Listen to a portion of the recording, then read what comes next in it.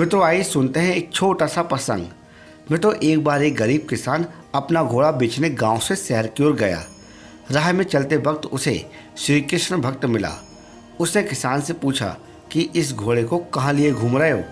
किसान ने जवाब दिया, साहब मैं इस घोड़े को बेचने जा रहा हूँ। तो श्री कृष्ण भक्त ने कहा कि ये घोड़ा मैं खरीदना चाहता हूँ, मगर पहले मैं इस घोड़े पर बैठकर इसकी मजबूती और रफ्तार को देखना चाहता हूँ।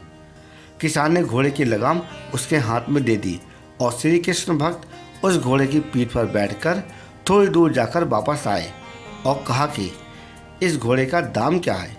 किसान ने कहा कि साहब मैं इस घोड़े को 5,000 रुपये में बेचना चाहता हूँ। तो श्री कृष्ण भक्त ने कहा कि मैं तो इसके 6,000 रुपये दूंगा। किसान बहुत ज़्यादा खुश हुआ और सोचा मैं तो इसको 5,000 में बेच रहा था और ये 6,000 रुपये देने को तैयार है, इससे अच्छी बात क्या हो सकती है। मित्रों थोड़ी देर रुकने के बाद श्री कृष्ण भक्त ने कहा कि नहीं, मैं इसके 60,000 रुपये दूंगा।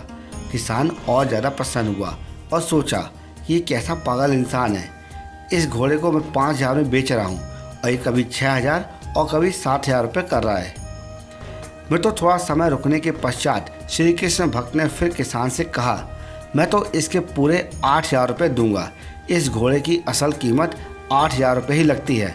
तो किसान की आंखों से आंसू बहना शुरू हो गए और उसने कहा, साहब सच में इस घोड़े की कीमत 8,000 रुपये ही है।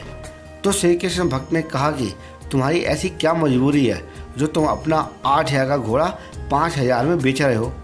तो किसान ने जवाब दिया, साहब मेरी एक जवान बेटी है और उसके विवाह के लिए मुझे 5,000 रुपये की आवश्यकता है।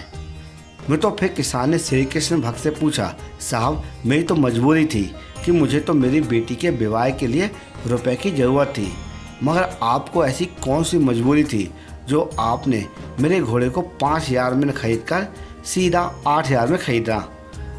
मैं तो किसान ने पूछा, कैसी मजबूरी है। तो श्री कृष्ण भक्त ने कहा कि मेरा कृष्ण कभी किसी की मजबूरी खरीदने को नहीं कहता है, वह हमेशा सौदा खरीदने को कहता है।